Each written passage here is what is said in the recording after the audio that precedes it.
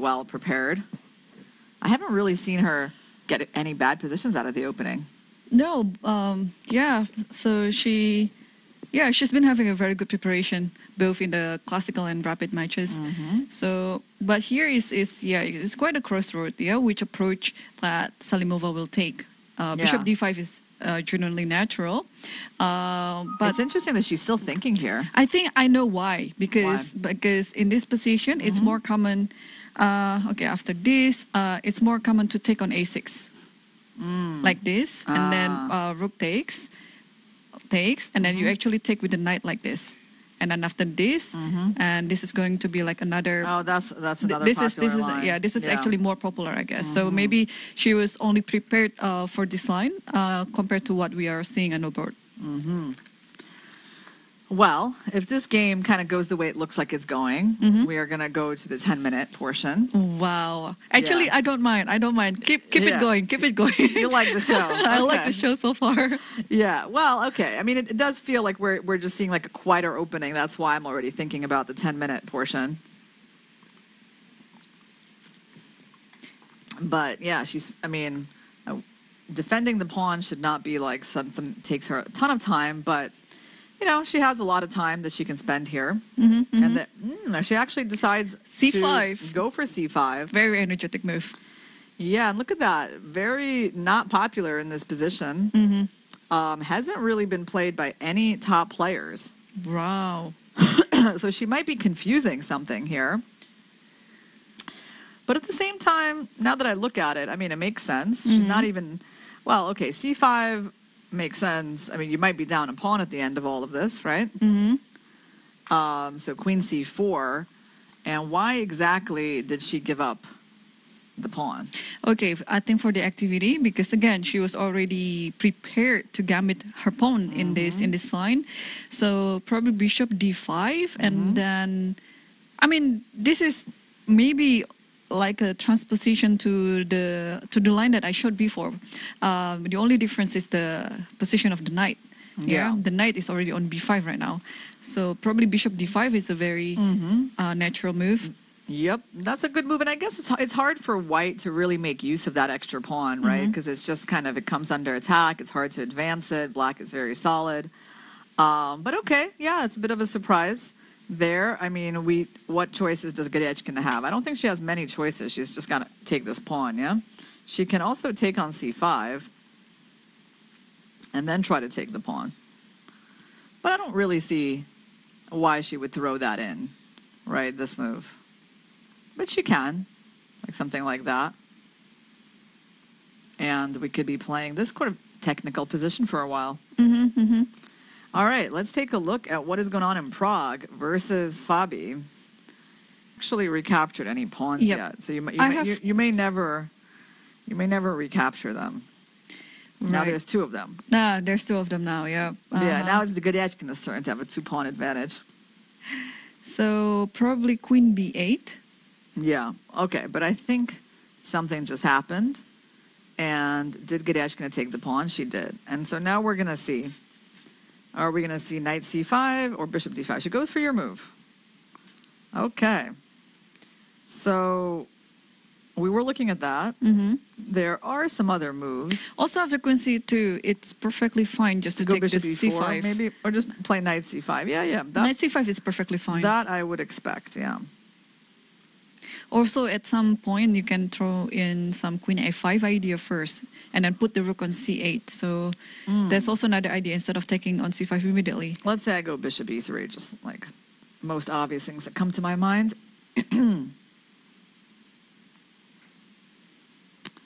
It's not too fun for Salimova to play this position. I mean, it's not really fun to get like a 2-result game, right? So I'm not so excited for her, and I feel like if she loses a game like this, that would be such a bad way to end the tournament.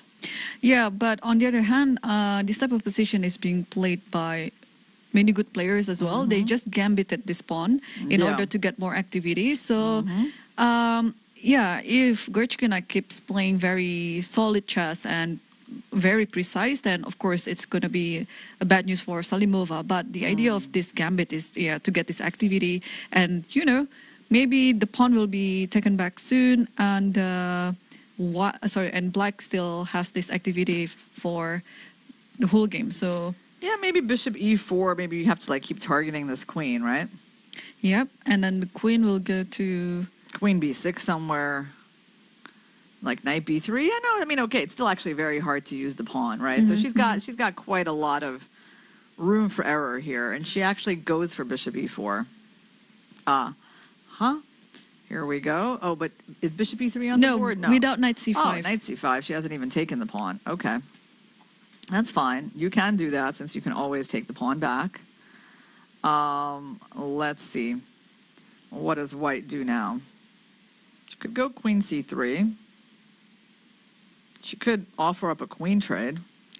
This is interesting because I remember Nijat's interview after he defeated Anish Giri, and he said playing against such a strong grandmaster like Anish, it's just going to be more beneficial for me if the tiebreak goes to a shorter and even shorter time control. So probably Salimova is using the same approach, and if queen c4 is on the board, I don't think she'll be hesitant to repeat the moves. Oh yeah, but Gerechkina is definitely not playing. Yeah, so the repetition. Yeah. Exactly, but this is already in her mind that she's not really fighting for a win. A draw is good enough, and then when they're going to the 10-minute rapid tie break and playing maybe the first game with white pieces, and she will try again. So this could be another strategy. Queen d1.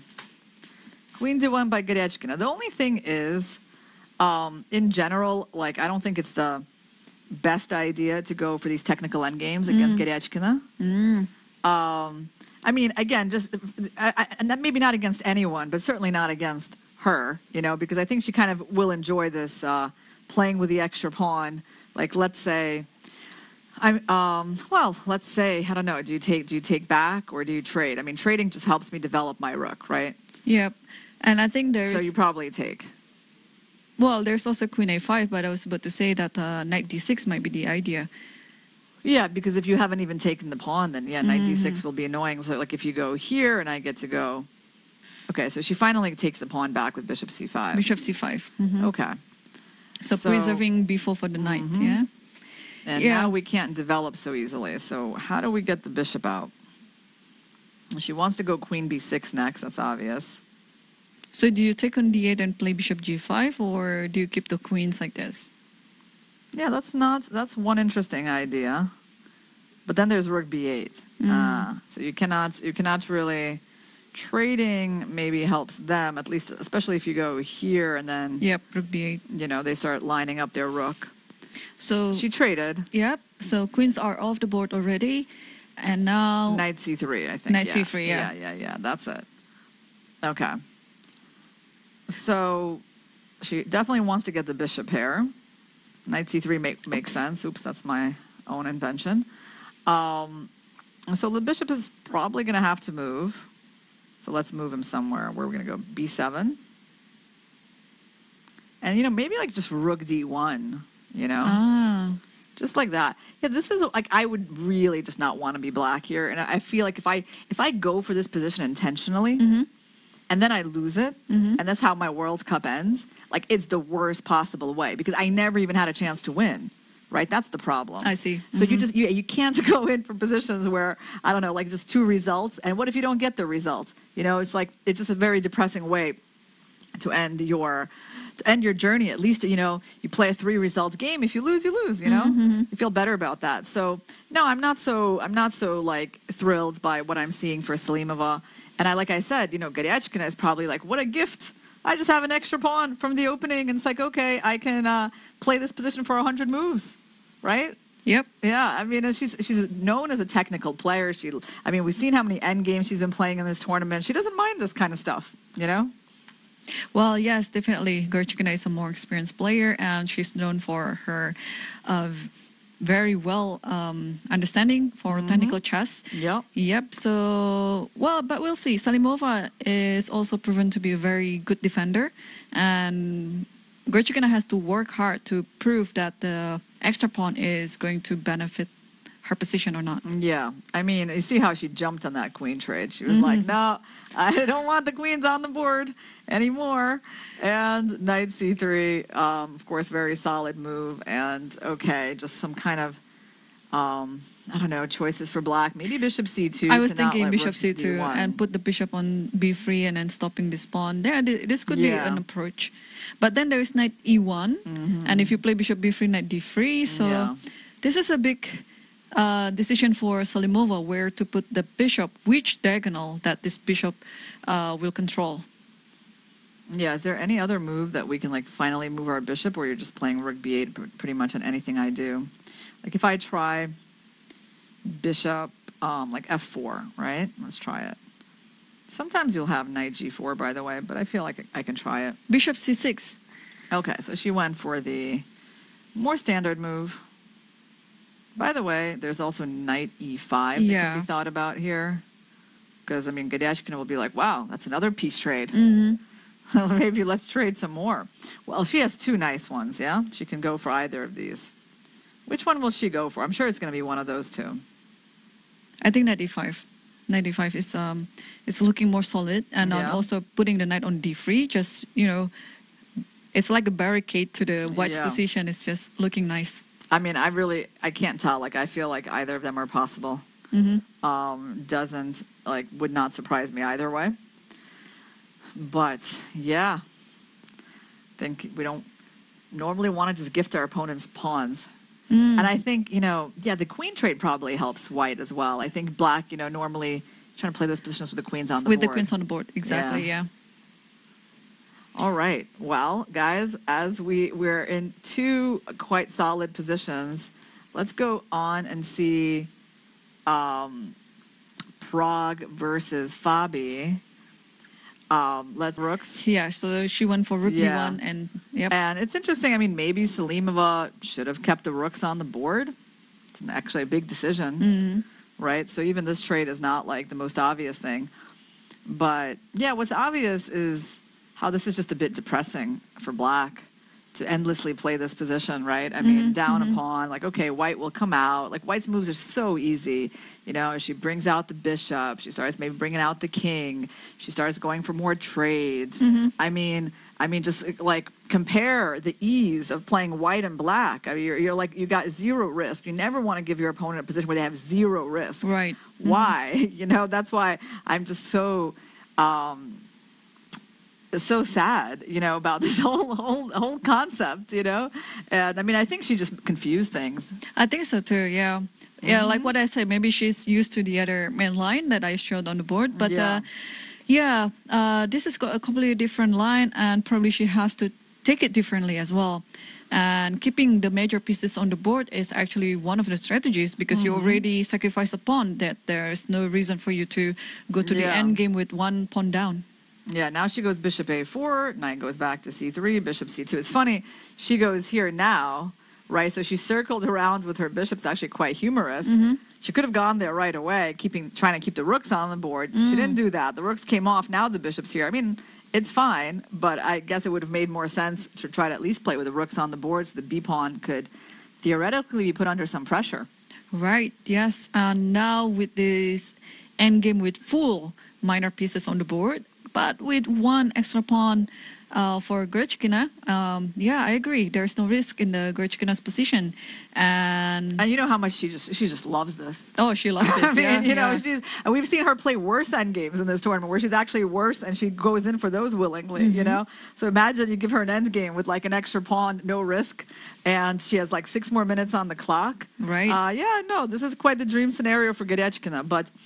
You know, I think if Salimova loses this game, it's going to be it's going to be a little sad because it's going to have a lot to do with the opening choice, right? So maybe just getting something confused, right? And not being so familiar with this type of position, and just, you know, like a bit of lack of experience or something like that. I mean, it's not tragic, you know, but you know, it's always better if you go out like on a you know, a more kind of more exciting note than this, this endgame. Right, yes.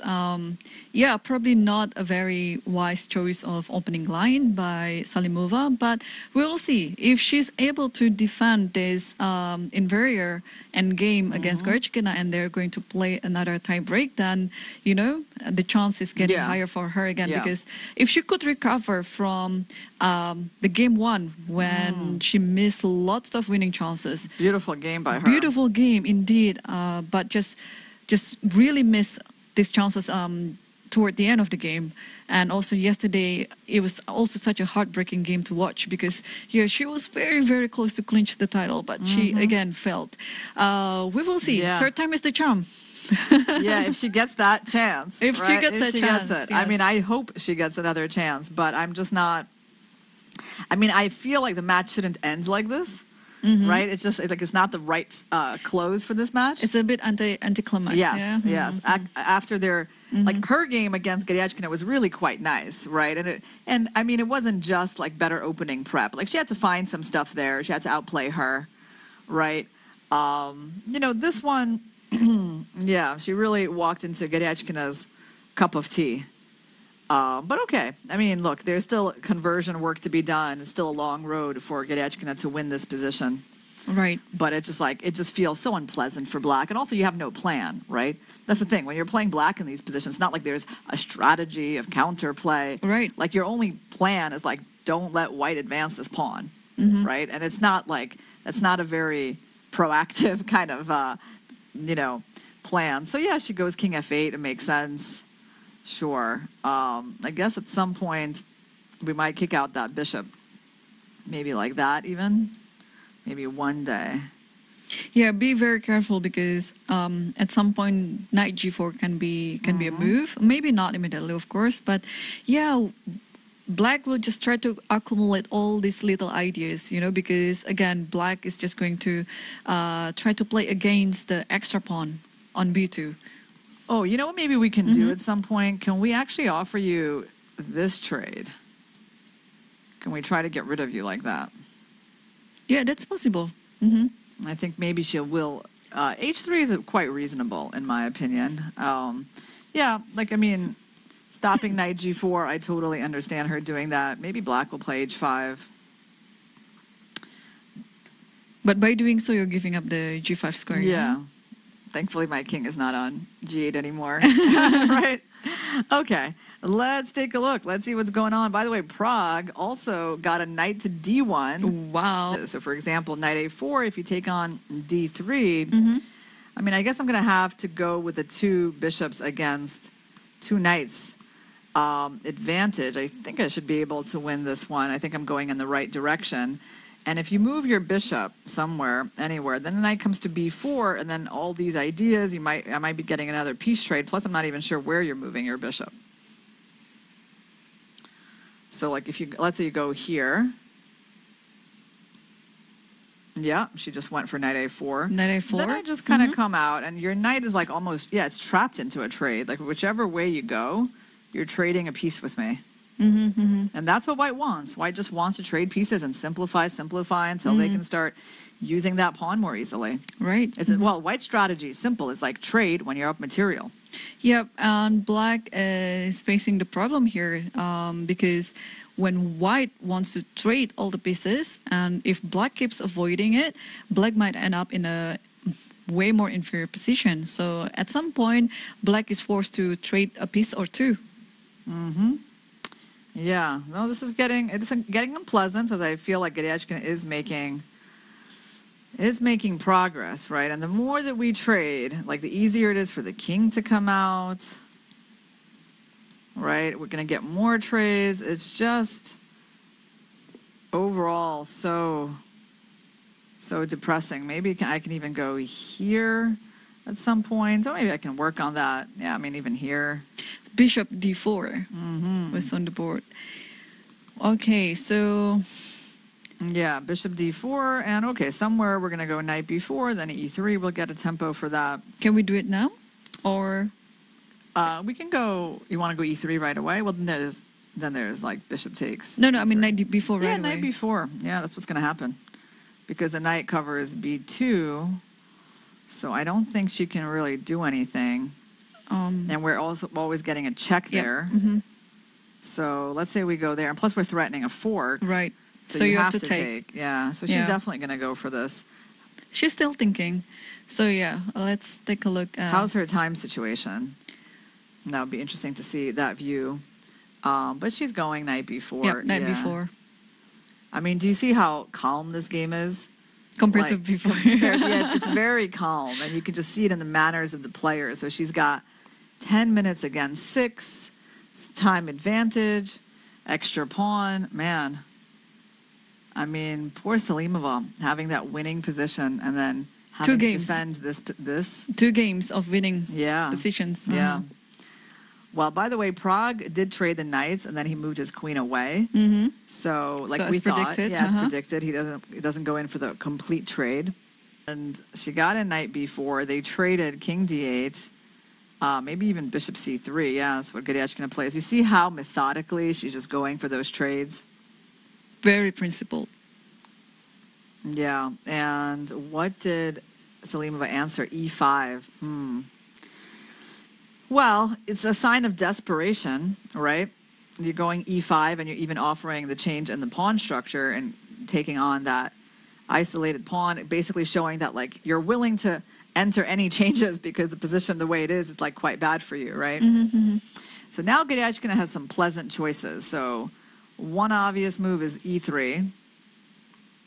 Maybe the bishop would go back. And of course, the other one is taking. This is the one that she really needs to consider. Her knight gets a little stuck on the side of the board in that case, but she can go, you know, king d2, e3, trade that off, and then just have the outside b pawn to work with. Not a bad option for her either. But how do you do that? Like, because there is also bishop b3. So you don't really have time, right? So bishop takes d4, e d4, king d2, bishop b3. Bishop b3, I guess it was bishop c6. But and then yeah, then knight b8, knight b8. Knight b8. Something like that. Or knight e5 and then... I still have that square. Yeah. It's interesting. No, it's a good point. Oh, she goes for it, but she needs to be a little careful with this knight. She definitely needs to be careful because like now king d2. Okay, she went b4 because we were looking at that and this knight was like, it's getting into trouble. I mean, we still could extricate him, but then you really have to calculate like all these moves, right? Just to make sure that like the bishop can still escape to b5. And, right. So she plays b4. Very understandable, I would say. At least you're having this square, yeah? Knight c5. Yeah. Knight c5 or knight b2. So I like b4. I don't see how that harms anything, really. So her next move is going to be king d2, and then I think she will try to get that pawn out of the way. To be honest, I don't like trading this pawn because I think this d4 pawn is a weakness. So you can just put your bishop on d3, for example, offering a trade, and then that way you can attack the pawn. So king c7 is on the board. So I like your plan. Just play king d2. Yeah, she'll start with that, I think. Why not? King d2, and then if the bishop attacks the knight, then you can think about whether you want it to go to c5 or to b2. I think b2 is a bit safe, yeah? And you can try to win the d4 pawn after that. Yeah, so by the way, not much is happening in the Prague game. It does look like it's going to be a draw. So we definitely are going to stay on this one to see if Garyachkina can convert and win her first World Cup title. Wow. Yeah. And the stake is just very high right now for both players because also for Salimova, if she can win this match, not only that she's getting the Women's World Cup winner title, but also she will be obtaining her GM title. Yeah. Well, king c7. So now Garyachkina is thinking, which of these moves do I go with? Yeah, I mean, she'll go for king d2. Bishop b5, and then I'm just curious about this one. I know this one is more committal, but I just wanted to try it. And then you go here, and I can't take you. And then I might even like be in some danger of losing that pawn. So that could be a way that like black saves themselves, but she's not going to go for that if that happens. She'll go for knight b2 because no one goes for such big changes and faces the loss of this pawn, right? So king d2 on the board. And Salimova, what can she do? She can't do much with the king. She goes with her bishop, I think, to b5 or d... No, king d6. King d6, yeah.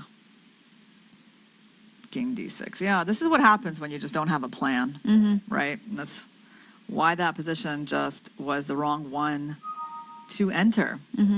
So knight b2. But maybe now it is the time to play bishop e4, bishop d3. e4. Maybe. You can try that plan. Okay, so bishop e4, bishop b5, then knight b2. All right, I was going to go knight f6. That was my inclination. Now I can't really trade with you, yeah? Okay, she went knight b2. Yeah. So deciding that the knight belongs to d3 maybe, yeah? Well, I think she could still be going for that plan because it frees up her king. I mean, that's the benefit of it. On one hand, this pawn is weak, but if you can't win it, maybe just free up your king because the b pawn should win the game. I like the maneuver. So let's say after this bishop b5 and then knight d3, my idea is to play knight e1 at f3. Interesting. All right, so she played what move? She played bishop b5, and Gadyechkina is thinking she's got twice the time. I also like the idea of putting the bishop away, like bishop b7, so that this diagonal will not be blocked. I mean, if you're going for such a... Yeah, but I think she just bishop did something e4 in the center. Yeah, she put the bishop. She played on bishop e4. e4. Okay. So she's going for your idea. You know, it's interesting because e3, I mean, I agree it's a little bit tricky to think of that because you're like, this pawn is a weakness. But on the other hand, it's also a strength because it ties down your king, and this pawn is also a weakness, right? So it's like in these positions with the outside pawn being so outside on the b file, it's very hard to hold that, right? Because, I mean, I'm going to get my king here. Yeah. I mean, it just feels like, you know, once I just bring in those pieces, like it must somehow be winning, right? So I think try to make sense her decision is that you can play this e3 anytime. Yeah. So maybe why not try to win the pawn first? If it fails, then you can trade this pawn with e3. Well, now Gadyechkina is probably going to go bishop d3, bishop d7, h4. And then, you know, her pawns can start maybe coming under some attack. So... There's also knight c4 after bishop d7, yeah? And the king has to move somewhere. Okay, bishop d3 is on the board. And I don't see Salimova trading the bishop. Yeah? No, so bishop doesn't. d7. Bishop d7. Probably you could throw in knight c4 first. Why not? And see where this king moves. Yeah. No, she went for h4 immediately. She went for h4, okay. And now, does she keep this pawn actually? Wait, like if I go knight d5, how do you... Yeah, she just went there. Yeah, she went. How does this pawn get saved? Because, I mean, if you push it, I might be rounding it up with king c5. Or we still have knight a4 and king c5. Knight a4, king b4 starts to look very tricky. b6? b6 there? Wow. Like here. But it's all very concrete. Here, the knight cannot be captured because of b7.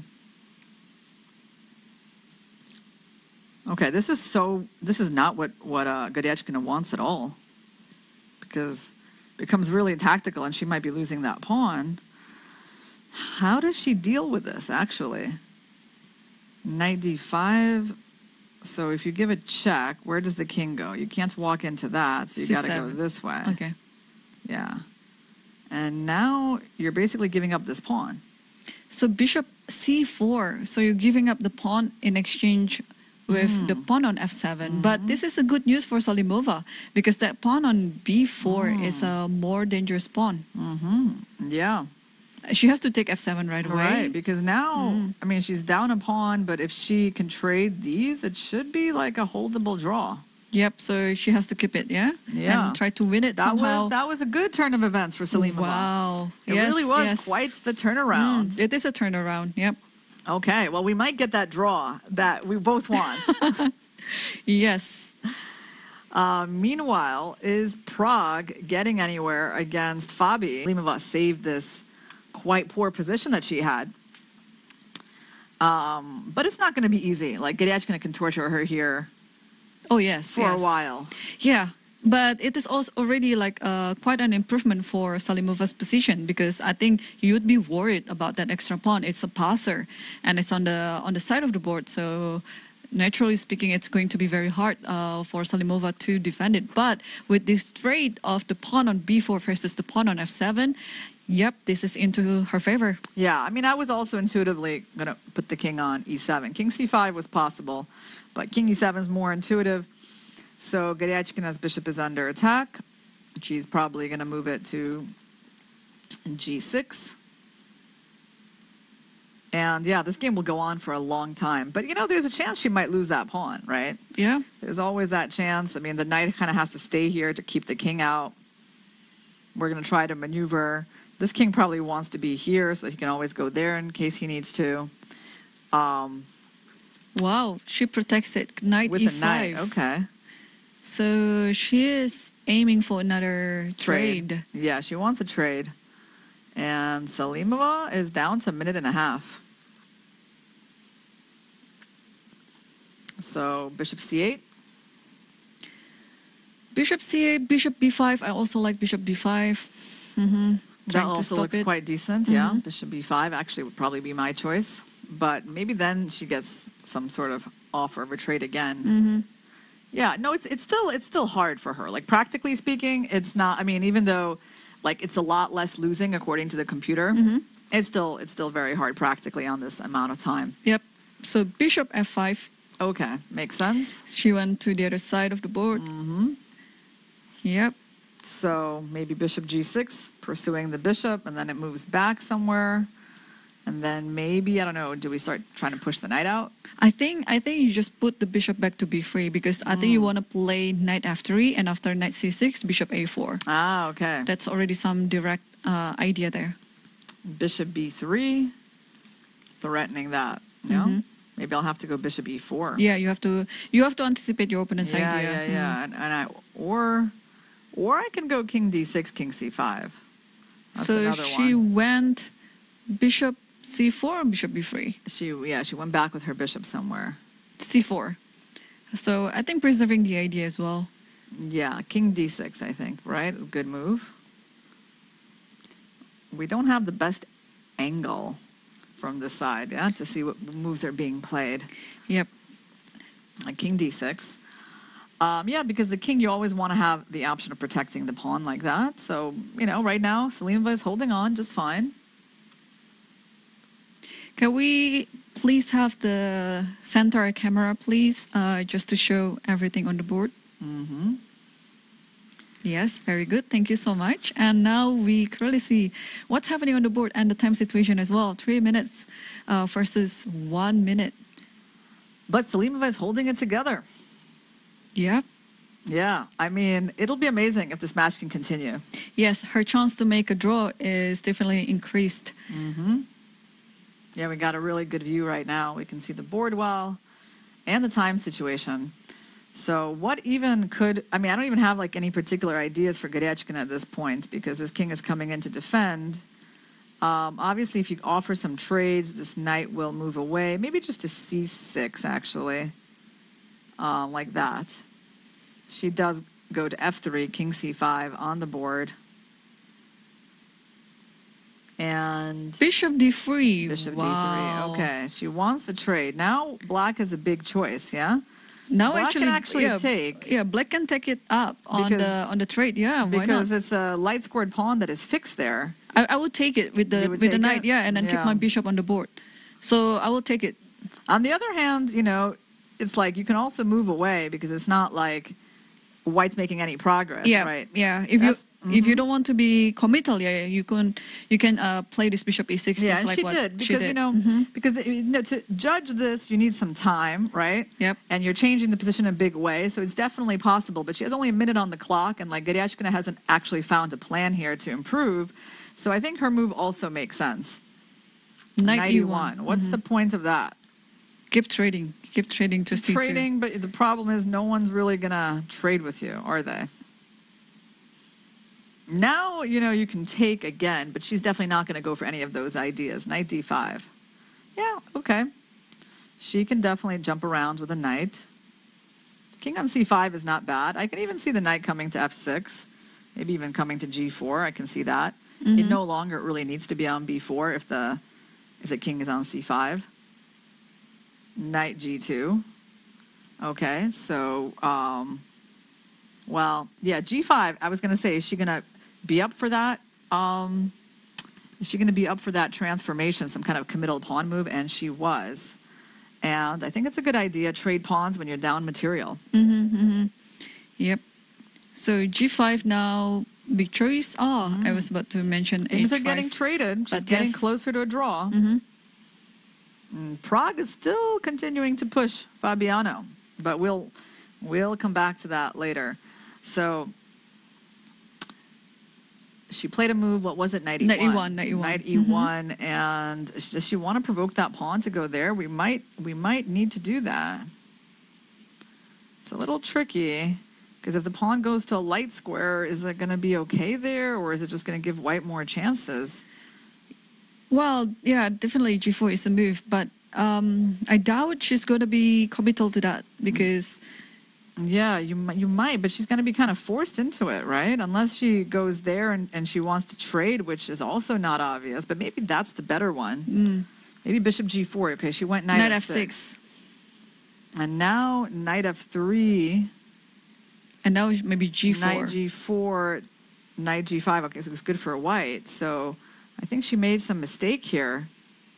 Yeah, she made some mistake somehow getting this pawn to g4. Now it actually turns out that pawn is a weakness. And now knight g5 maybe.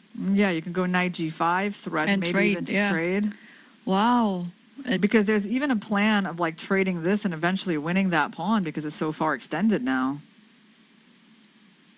It's amazing how g5 like looks very plausible, but every time you push those pawns, I guess there's this danger that they go a little too far. Yep, it's always dangerous to push your pawn in the end game, especially in this type of situation. We already learned the game between Fabiano versus Pragnananda. That pawn f4 push was also a mistake. But you know, so much has happened in this end game. Like I feel like I still wouldn't be surprised if she can save it. Right, anything can still happen. All right, well, let's see what's going on in Prague's game. Any change in the evaluation or not. So Prague has an extra pawn, but Fabi is very active with his rook. Very active, and white's pieces are looking a bit trapped, and I think he's losing that pawn immediately. Yeah, he just lost that pawn. So after king f3, well, Fabi is definitely not risking anything now, right? Actually, white's bishop looks a little bit out of play. Yeah, black is out of danger here. So let's go back to Garyachkina's game. And she played knight g5, bishop d5, and bishop f5. Can we go king d6? Yeah, try to attack. But, you know, that pawn being on g4 is a real target. Yep. Yeah, before this, I think both white and black were just dancing around, yeah? But now when the pawn is already committed on the light square on g4, it gives Garyachkina something to target on. Yeah, well, she didn't do it on purpose. I mean, she knew it was bad. It was just that she kind of got forced into it, or she didn't have enough time to find a different solution. Maybe bishop g4 there was actually the right idea. We'll come back to that moment after the game.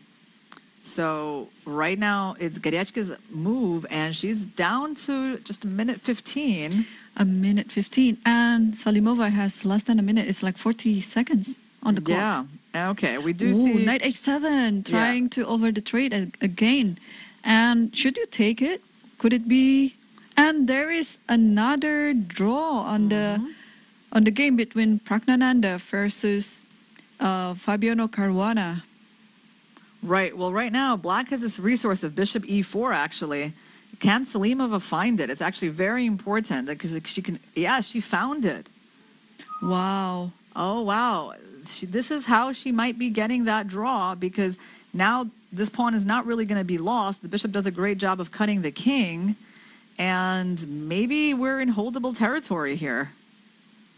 I think so too, yeah. I mean, she could have done this decision way earlier before, right? Yeah. With a trade on d3 and without giving the weakness on the g4. But now I think it is still holdable. Now she just kind of has to stay in place, right? Yeah, you just move the bishop around. The king is in a perfect position, the pawns are, and you just have to move, the bishop. She's even stopped the move f3 for now. Right. She's stopped the move f3, and she can actually just move king d6 or king even f6. I mean, she can just move the king as well, right? Any of those squares. So I think she'll leave her bishop there. It's really good there, stopping them from going up and also stopping f3. And, of course, there's no trade now, but... You know, just king d6, king d5, they're all okay. Yep, I agree. Any king move except that one. Except that one. That one you probably don't want to do. Yeah, because you're going to lose the king and pawn endgame. So 23 seconds.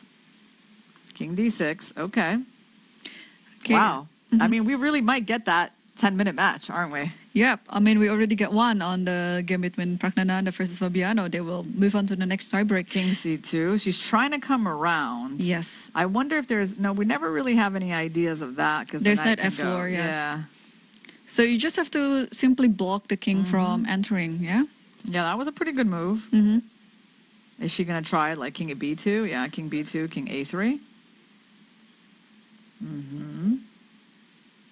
Yeah, so king a3 and then king a4. Still tricky. Bishop c4 is a good move. Okay. King a3 obviously will be played. And then what's next after king a3? King b4, so I have to go like somewhere like this and maybe stay with my bishop. I see. Stay with my bishop on this diagonal like that because you're pinned to the pawn. So there's knight f4. Yeah, there's knight f4. King d6. Okay, there's some calculation to do. She's playing so well, Salimova, though. Yep. So king d5 is already on the board. I think king b4 has to be played. I don't see what else can be played here. Yeah. Or maybe she's thinking about knight f4 first. Knight f4, there's king c5, and then you don't even come in anymore. So king b4. King b4. Now you just have to move the bishop. This move threatens the bishop, so you got to move it. Bishop a6, yep. Okay, and now, I mean... What if the king comes around like, a5 to the back of the position? Well, it's going to... But somewhere we got to get some counterplay. If we attack this pawn and you defend it, are there any situations where I sack my bishop and go d3? Maybe, but not so easy, yeah? Yeah. But if your king is far enough, maybe I can make that happen. That's true, Yeah. So it's... Am I seeing like 9 seconds on the clock? No, right? That's 48 seconds for Goryachkina and 30 seconds for Salimova. So she played king b3. Well, bishop c4. I mean, give the check. You know that's okay. Yep, and she did. And then just go back and forth. I don't think Goryachkina would repeat, but king c2. King c2. She's going back.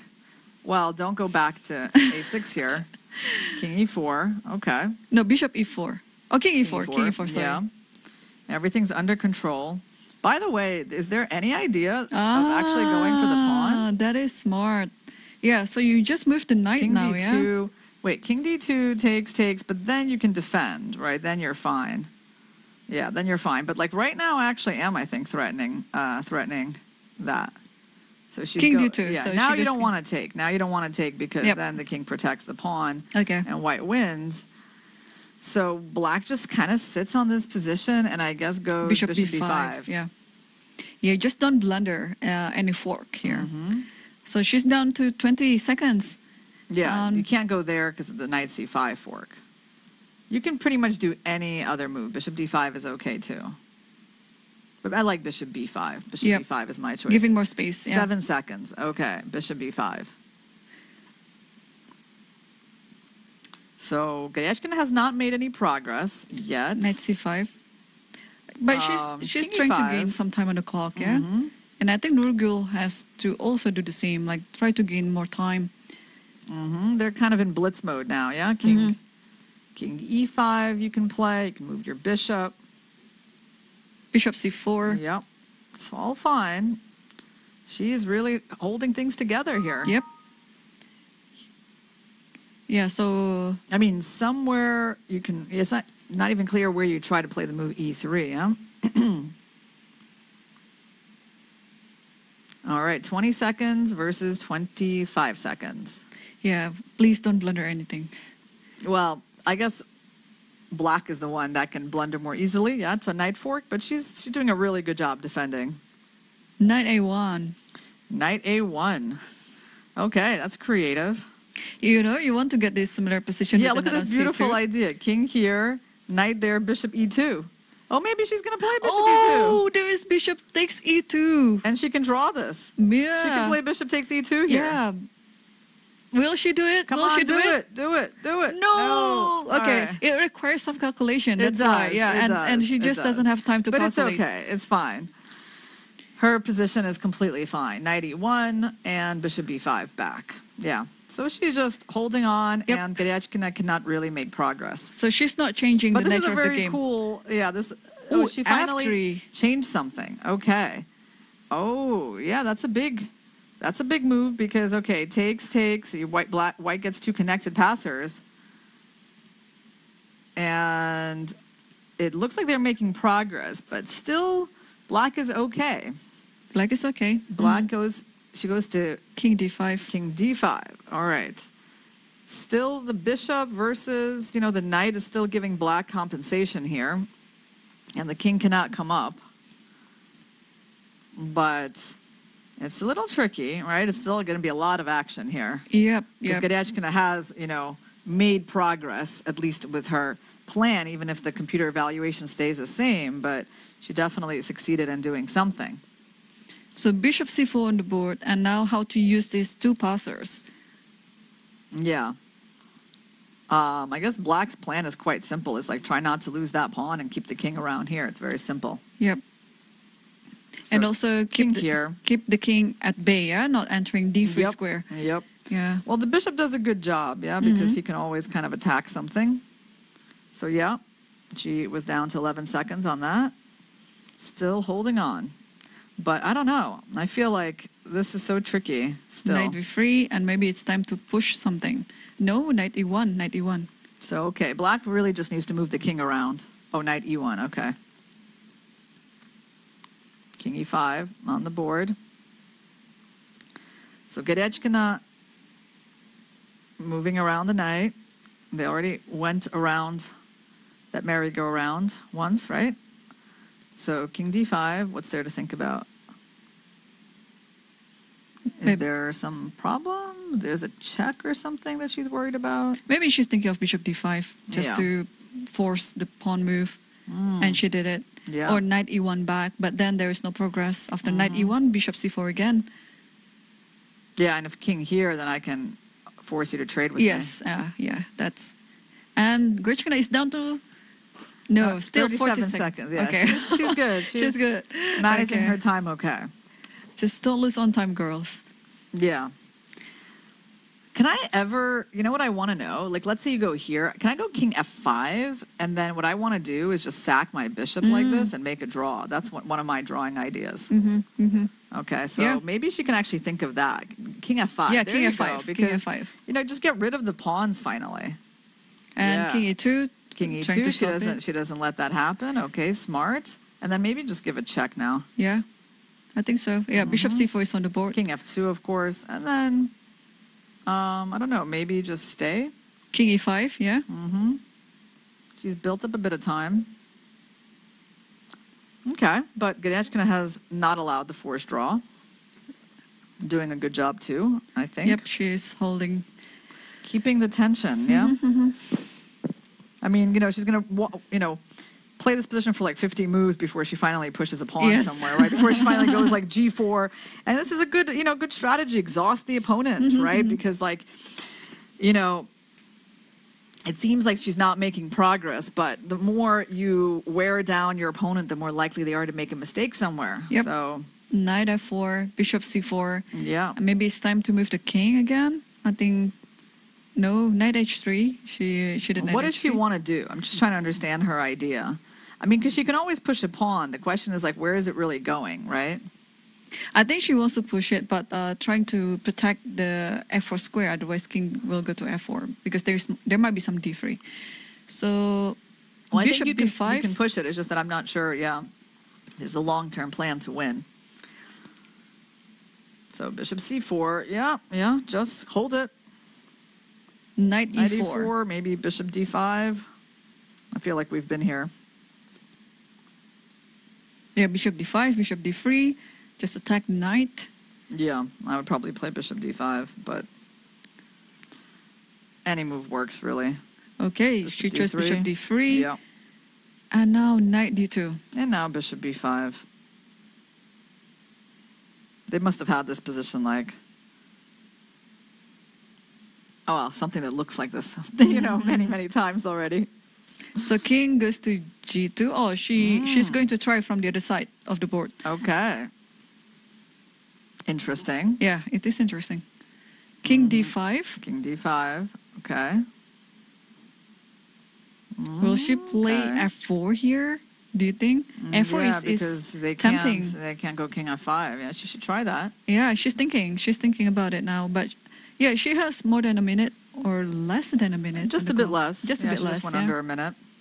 So I think she's thinking of She's pushing something. she pushed the other pawn. So g4 is on the Yeah. board, and now the king will try to enter. By I mean, playing I don't know. G3, Yeah, F4. do you go d3 maybe, and then like king d4? So black has some big choices. I mean, Bishop d3. Okay. Seems possible. And now king g3, and has to be king e5, Yeah. I guess, to stop it. But king e5, f4. So king has to go to d5 again then. Yeah, it's tricky. It's tricky because lots of things hold a draw, but it's like you got to make decisions with little time. And for now, Bishop b5. yeah, for now, white is not risking much. So what happens after you play King f4. King f4, yeah. Yeah. How do you stop these pawns to be... Like king f4 is already on the board now, and...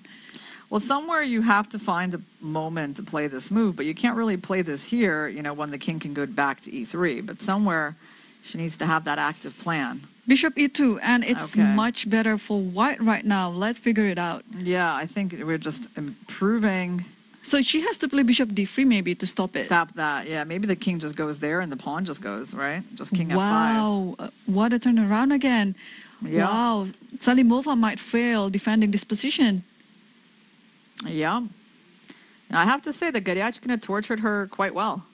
No, this is really a torture, yeah. She did, and she was torturing her with actually some sort of a plan in mind. Like she eventually got that f3 push.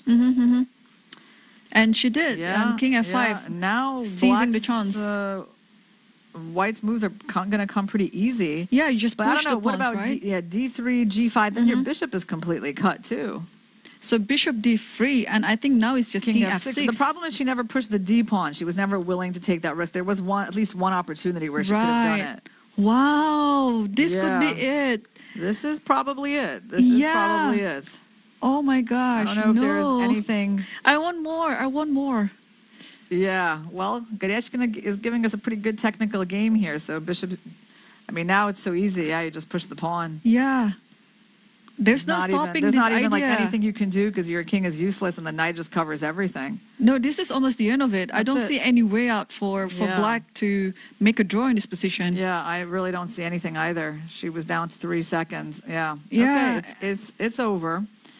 But really quite nice by Garyachkina, showing a lot of determination, even when things got messed up, and it was objectively a draw. She was not letting her opponent out. And Salimova, she played king c6, yeah. And that's it, right? Okay, there's that, bishop h7. I think she's thinking of playing knight b3 now. Or just g7, yeah, is easier choices. Yeah. And now just king f7. Yeah, there's no way to stop it, yeah? Yeah.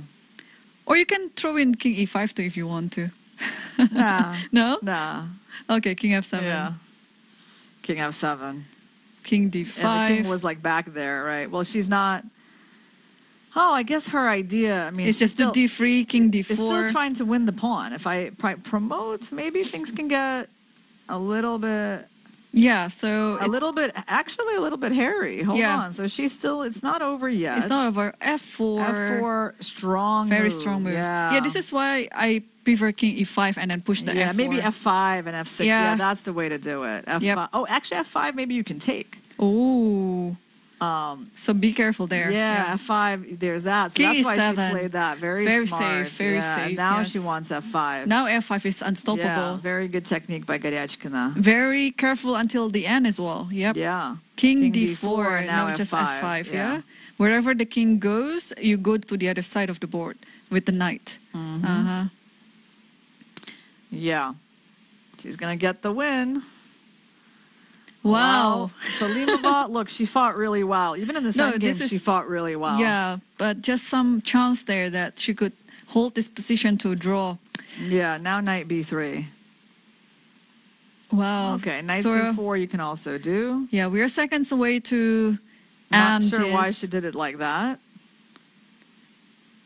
I don't know why she didn't maybe go try to gain time. Okay. Sure, she can still do this. She can do this. Yeah, and then push the pawn it's on fine, f6. Yeah, and then knight d1 next. Yeah. Yeah. Yeah, we're seconds away from finishing this match, and we'll see a decisive result very, very soon. And okay, knight on f2. That's it. That's it. Game over. That's game over. That's resign. What a fight! What a fight between these two players. Yes. I mean, it turned out a lot more exciting than it started out. Garyachkina's technique definitely got tested. And Nurgül got her chances. Yeah, it's like we're looking at the final few seconds of this match, you know, as she kind of comes to the realization that even though she fought so well and she was so close, that, you know, Garyachkina is going to be the World Cup winner. Yes, and this is going to be Garyachkina's first World Cup title. And okay, Nurgül has to keep it until the end, I guess. And there you go. So congratulations to Alexandra Garyachkina, the Women's World Cup winner 2023. And also for Nurgül Salимова for being the runner-up and obtaining her second GM norm and a consolation prize of $35,000 for Nurgül and $50,000 for Garyachkina.